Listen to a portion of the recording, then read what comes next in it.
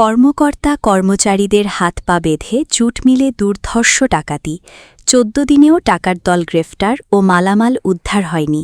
Senior reporter Jahangir আলমের প্রতিবেদনে দেখুন বিস্তারিত। নাটোরের লালপুরে একটি জুট মিলের কর্মকর্তা কর্মচারীদের হাত পা বেঁধে দুর্ধর্ষ ডাকাতির ঘটনায় ১৪ দিন অতিবাহিত হলেও ডাকাত দলের একজন সদস্য গ্রেফতার ও লুটকৃত মালামাল উদ্ধার হয়নি। চরম আতঙ্ক ও নিরাপত্তাহীনতায় ভুগছেন মিলের শ্রমিক ও কর্মকর্তারা। এছাড়াও চরম আর্থিক সংকটে পড়েছে মিল কর্তৃপক্ষ। গত ৩০ মে দিবাগত রাতে উপজেলার অর্জুনপুর বড়মাহাটি ইউনিয়নের শ্রীরামগাড়ি এলাকায় অবস্থিত সাজিদ জুট মিলসে এই ডাকাতির ঘটনা ঘটে।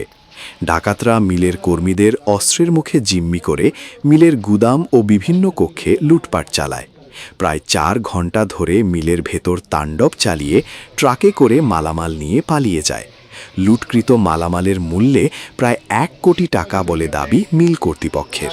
আইছিল আমাদের ধরেন আমরা এখানে ছিলাম সিকিউরিটি গার্ডে আমার বাইন্দি সারি ধরেন ওরা আমরা এই ফুলের থুইছিল থুয়ার পরে ধরেন ট্রান্সমিটার কেবল তারপরে ধরেন আরো মোটর টোটর যা ছিল সব এরা পিক আপ ঢুকালো ৪টার সময় পিক আপ ঢুকাইছিল ওরা লিয়ে গেছে।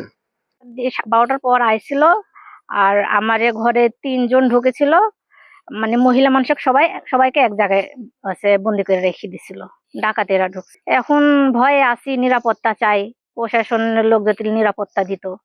শুক্রবার রাত্রিরে ১২টা সাড়ে ১২:৩০ থেকে ৩৫ জনা ডাকাত এসে এখানে অনেক ট্রান্সমিটার এবং অনেক বড় বড় ব্যাটারি ছিল ৮-১০টা এবং অনেক পাওয়ারফুল হস্তের মোটর ছিল ১৫-২০টা, আরো অনেক কিছু নিয়ে গেছে। ঠিক আছে, আমরা চাই খুবই তাড়াতাড়ি এই ডাকাতগুলো তাড়াতাড়ি আইনের আওতায় নেওয়া হোক। এই সাদিক জুটমেল পক্ষ থেকে এটা আমার শ্রমিক হিসাবে একটা দাবি।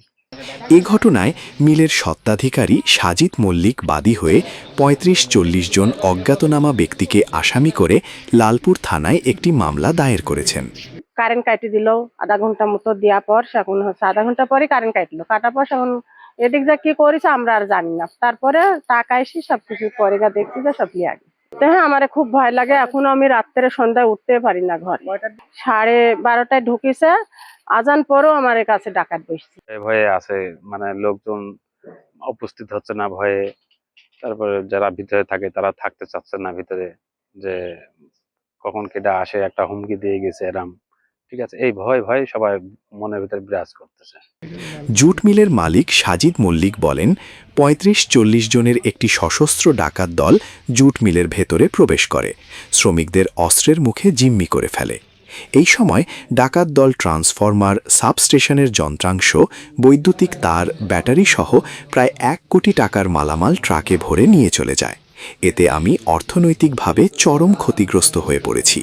এছাড়াও মিলের প্রায় ২০০ কর্মকর্তা কর্মচারী নিরাপত্তাহীনতায় পড়েছে। তিনি আরও বলেন, আশ্চর্যের বিষয়, এখন পর্যন্ত ডাকাত দলের একজন সদস্য গ্রেফতার ও মিলের লুটকৃত মালামাল উদ্ধার হয়নি।